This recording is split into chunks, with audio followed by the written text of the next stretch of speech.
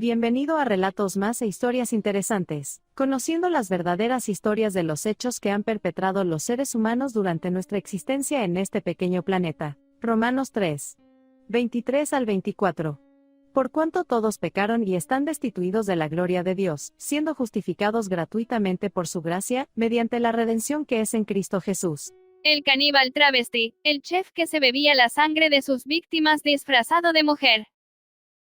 Haden Clark utilizaba peluca y prendas femeninas para huir de la escena de sus crímenes. A las 8 de la mañana, mientras Sarah, nombre ficticio, esperaba junto a su hijo a que llegase el autobús escolar, una joven salió apresurada de la casa de sus vecinos.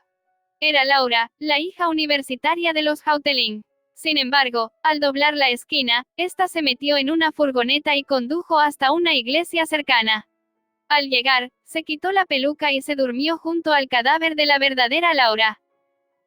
Se trataba de Haden Clark, un peligroso asesino, chef y jardinero, que bebía la sangre de sus víctimas como si de un caníbal se tratase y huía de la escena del crimen disfrazado de mujer. Sus postizos y prendas femeninas conseguían engañar a posibles testigos como Sarah. Degollando animales.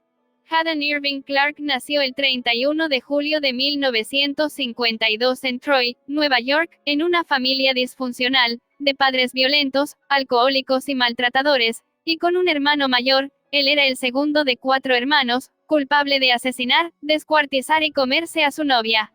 El joven fue condenado a cadena perpetua. Debido a la inestabilidad laboral del cabeza de familia, los Clark no permanecían mucho tiempo en el mismo sitio, deambularon por Connecticut y Nueva Jersey, entre otros lugares.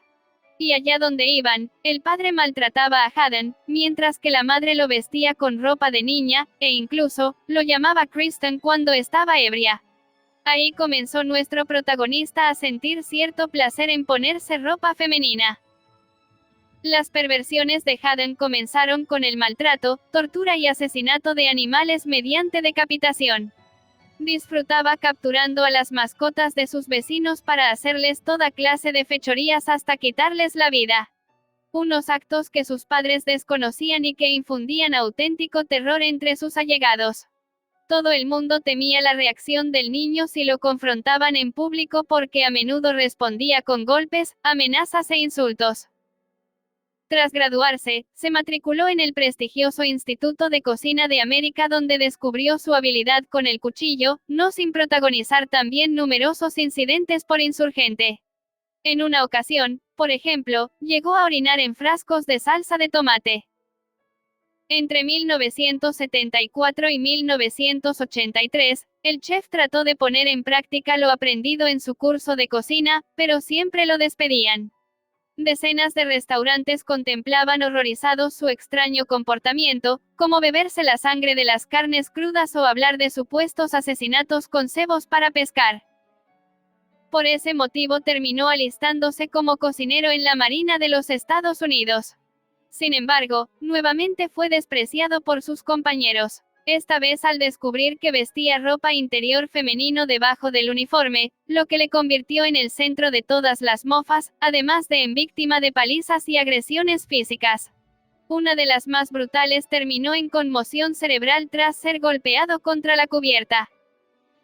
Cuando el servicio médico del ejército analizó el caso de Haden, principalmente desde un punto de vista psicológico, le dieron una baja permanente por una esquizofrenia paranoide, manifestada por decepciones grandiosas y persecutorias. Además de considerarlo potencialmente peligroso para sí mismo debido a su mal juicio y comportamiento autodefensivo. Tras su obligada marcha de las Fuerzas Armadas en 1985, Haden pidió ayuda a su hermano Geoff, y este le alquiló una habitación en su casa de Silver Spring, Maryland. Pero la convivencia nunca fue del todo buena, especialmente cuando Geoff pilló a su hermano masturbándose delante de sus hijos pequeños, lo que provocó que lo echase de casa ipso facto. Esto sucedió unos meses después de ser detenido por robar lencería femenina de una tienda para su propio consumo. Aflora el caníbal. La tarde del 31 de mayo de 1986, Haddon estaba cargando cajas en su furgoneta para abandonar el hogar de su hermano tras el incidente sexual con sus sobrinos cuando, de repente, la pequeña Michelle Dorr, amiga de su sobrina, se acercó a él en traje de baño. Quería saber dónde estaba Elisa. El hombre le indicó que en su habitación. Pero era mentira, no había nadie en casa. Estaban solos. Haddon le indicó a la pequeña de 6 años que subiera las escaleras hasta el dormitorio, y, en ese preciso instante, sacó un cuchillo de 30 centímetros y le asestó varias puñaladas. Primero por la espalda y, después, en la garganta y el pecho. A continuación, Haddon trató de violar a Michelle, pero, al ver cómo la sangre chorreaba por los peldaños, corrió hacia su vehículo para coger bolsas de basura, trapos viejos y una lona de la marina. Tenía que limpiar la escena del crimen rápidamente y deshacerse del cuerpo. Después, metió tanto el cadáver como las bolsas de basura con los restos de sangre en su furgoneta y se dirigió al club de campo donde trabajaba. No podía faltar. Poco después de huir de allí, el padre de Michelle dio la voz de alarma, preguntó a vecinos y amigos, incluso denunció la desaparición de su hija a la policía. Pero nada, sin rastro. Entonces, las autoridades centraron las sospechas en el padre y no en un desconocido. Es lo que decía el manual, muchos casos de desaparición se producen a manos de los progenitores. Sin embargo, el hombre trató por todos los medios de defenderse con declaraciones a la prensa. No la maté, insistía. Paralelamente, a Haddon le dio tiempo a terminar su turno, ir al hospital para que le curaran un corte en la mano y conducir con el cuerpo de Michelle todavía en el maletero hasta una zona boscosa de Baltimore. Acto seguido, cargó el cadáver a la espalda, bajó un barranco y comenzó a diseccionar a su víctima. Tras cortar varios trozos, engulló uno de ellos y bebió parte de su sangre. Luego, cubrió el cadáver con partes de un viejo colchón y algunas hojas. Al terminar, se subió a su camioneta y condujo de regreso a su casa recién alquilada, a 8 kilómetros de su hermano, sin levantar sospecha alguna. El cuerpo de la niña se encontraría más de una década después. El jardinero asesino.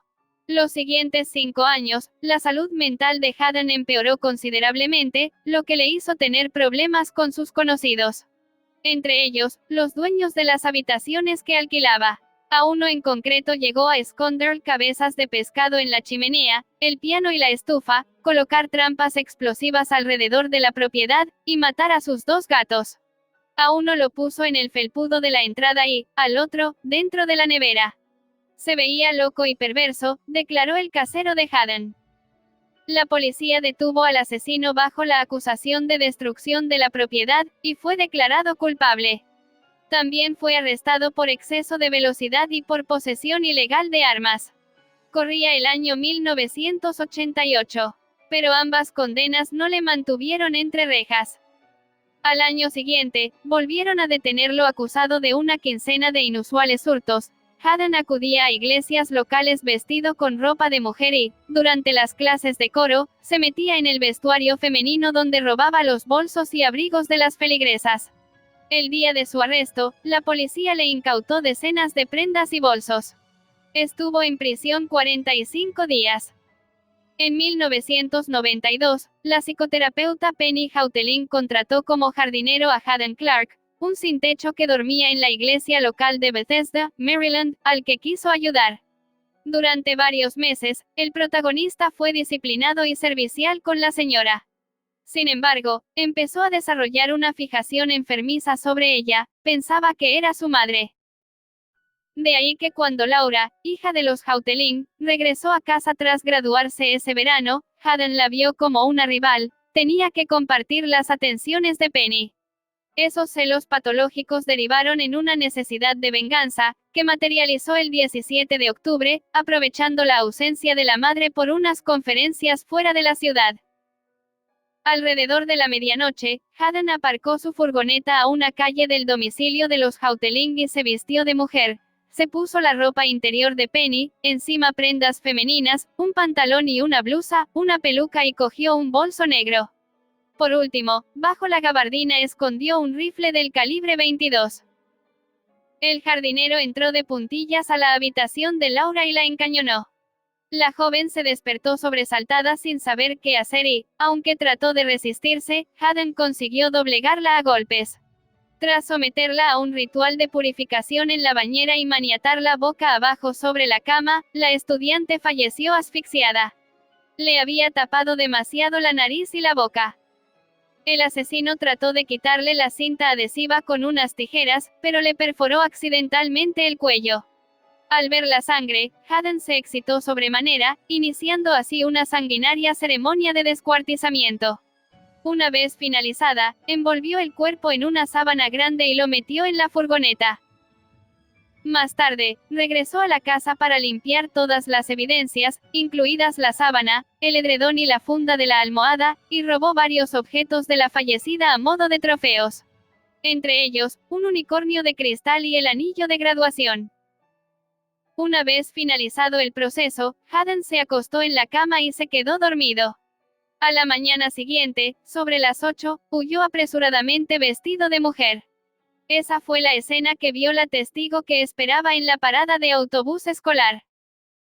A partir de ahí, el jardinero condujo hasta un punto de la Interestatal 270, cruzó la carretera y buscó un lugar donde cavar una zanja poco profunda donde enterrar el cuerpo, que tapó con tierra y hojas. Después, se dirigió al norte, guardó las prendas ensangrentadas en un trastero alquilado y regresó a Bethesda. Al mismo tiempo, la jefa de Laura, preocupada porque no conseguía localizar a la joven, llamó a los familiares que iniciaron la búsqueda y lo pusieron en conocimiento de las autoridades. De hecho, Penny mencionó quién, aparte de la familia, tenía acceso a la propiedad. El nombre de su jardinero y su descripción física salieron a relucir. La confesión. En cuanto la policía verificó la identidad de Haddon, se percataron de que el hombre estaba relacionado con otra desaparición, la de la pequeña Michelle Dorr a pocos kilómetros de allí. Lo llamaron para que acudiera a comisaría a declarar y, en el trayecto, el asesino se deshizo de varias prendas ensangrentadas de la víctima, además de la funda de la almohada. Todas ellas las abandonó al lado de la iglesia más cercana a la casa de los Houteling. Durante su declaración, Haddon explicó a los oficiales los detalles de su coartada, pero no se sostenía para el tramo de la noche en el que desapareció Laura. Al mismo tiempo, un perro de la unidad canina de la policía, que se encontraba rastreando el barrio, localizó casi de inmediato la funda de la almohada y la ropa de Laura junto a unos árboles, al lado de la iglesia. En la funda de la almohada había una sola huella con sangre.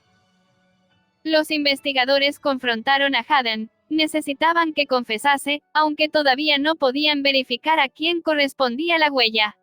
La presión pudo con el asesino, que terminó derrumbándose y autoinculpándose del crimen de Laura. Poco después, el laboratorio confirmó que la huella con sangre era de Haddon. En 1993, un tribunal condenó a Haddon Clark a 30 años de prisión por el asesinato en segundo grado de Laura Houteling, cuyo cuerpo fue rescatado antes del juicio gracias a las indicaciones del preso. No obstante, el chef y jardinero recibiría una nueva condena de 30 años más tras confesar a su compañero de celda el crimen de Michelle Dorr.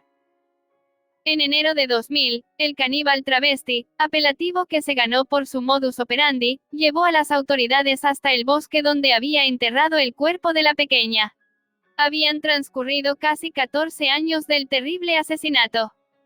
En las 2 últimas décadas, agentes del FBI y especialistas en asesinos en serie se entrevistaron con Haddon Clark ante una serie de afirmaciones. Aseguraba haber matado a una veintena de chicas jóvenes antes de ser detenido.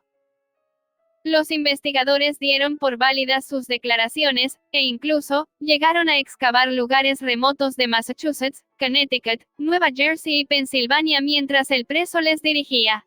Sin embargo, las búsquedas fueron infructuosas. Jamás encontraron a más víctimas. Pero eso no quiere decir que no las haya, aseguran los expertos, sino que el paso del tiempo y la fauna y flora del lugar podrían haberlas hecho desaparecer también.